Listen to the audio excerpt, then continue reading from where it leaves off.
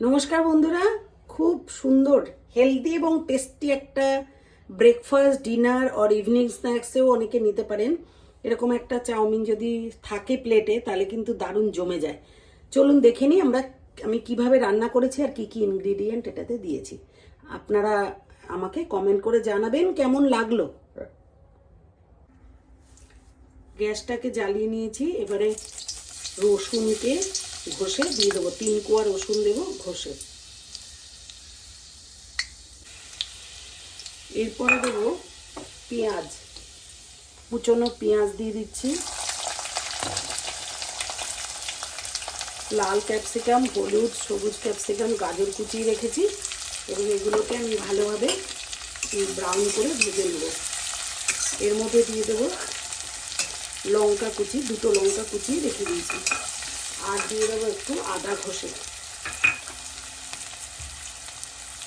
1/2 ইঞ্চি মতন আদা আমি ঘষে দিয়ে দিচ্ছি। এই অবস্থাতেই দিয়ে দিচ্ছি।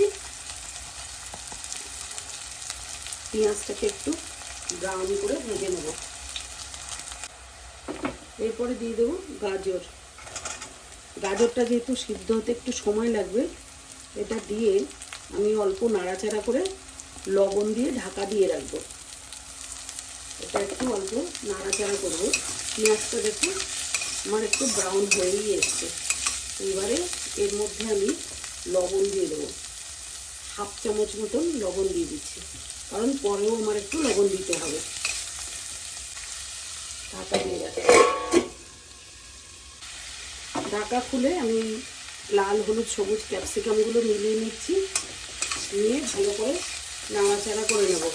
এটাকেও একটু নরম হতে দেব, তো এই জন্য আমি ঢাকা দিয়ে রাখছি। এরপর 2টো কাঁচা লঙ্কা কুচি দিয়ে দিলাম, আর দিয়ে দেবো একটু মিষ্টির জন্য একটা বাতাসা। এবার ভালো করে এটা নাড়াচাড়া করে মিশিয়ে নেব। মিষ্টিটা গলতে দেবো, সেই সময়টুকু দিতে হবে।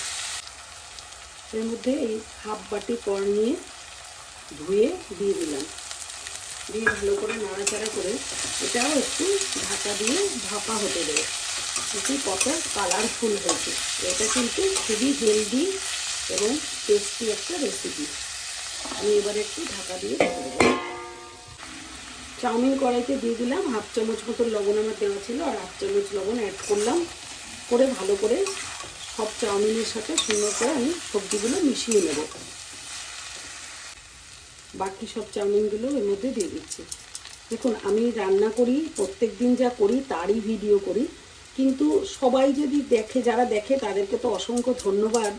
হয়তো সবাই জানি আমরা এই রান্নাগুলো, কিন্তু এই ভিডিও করা কি ইউটিউব একটা ফর এন্টারটেন, নিজেকে এনগেজ রাখা, ভালো লাগা, রান্না করতে ভালোবাসি তাই করি, এইগুলোই। তাই তো সবাই মিলে যদি আমরা দেখি, সবাই সবার এই ভিডিওগুলো দেখলে কি সবাই সবার পাশে থাকতে পারি, আর ভালোও লাগে, অনেক বন্ধুত্বও হয়ে যায়। এরপরে আমি কি দেবো?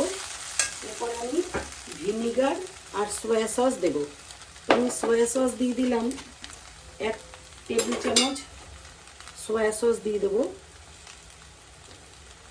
1 টেবিল চামচ সয়া সস, একটা বেশি 1.5 টেবিল চামচ দিচ্ছি সয়া সস। আর দিয়ে দেবো ভিনিগার,